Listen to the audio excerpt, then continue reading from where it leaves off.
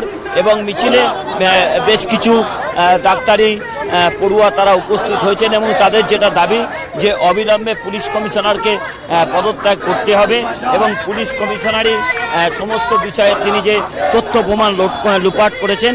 এবং এই মুহূর্তে আমি জুনিয়র ডাক্তার তাকে পেয়েছি, তার সঙ্গে কথা বলবো। আপনাদের আজকে দাবি কি?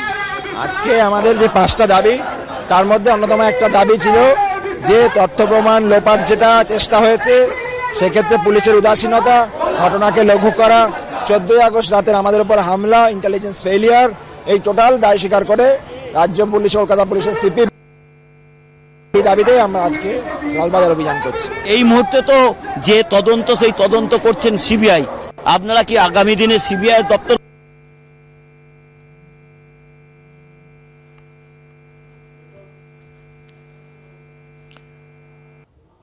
আপনারা দেখতে পাচ্ছেন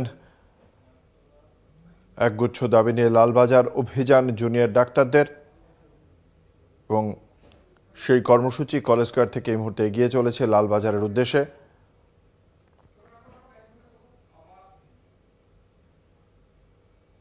আরজি কর কাণ্ডের প্রতিবাদে জুনিয়র ডাক্তারদের মিছিল, সার্বিক নিরাপত্তার দাবি এবং 9 আগস্ট থেকে যে তদন্তর যে পদ্ধতি তা নিয়ে প্রশ্ন, এবং তার সঙ্গে সঙ্গে 14ই আগস্ট যে তাণ্ডবলীলা চলেছিল আরজি কর হাসপাতালে বহিরাগত দুষ্কৃতীদের, সেই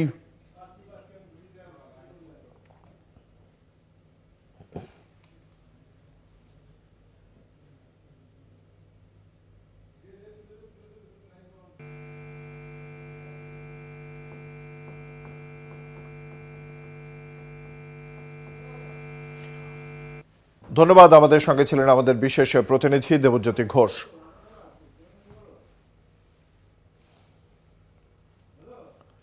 কলকাতার পুলিশ কমিশনার বিনীত গোয়েলের পদত্যাগের দাবি করে মিছিল এই মুহূর্তে এগিয়ে চলেছে লালবাজারের উদ্দেশ্যে।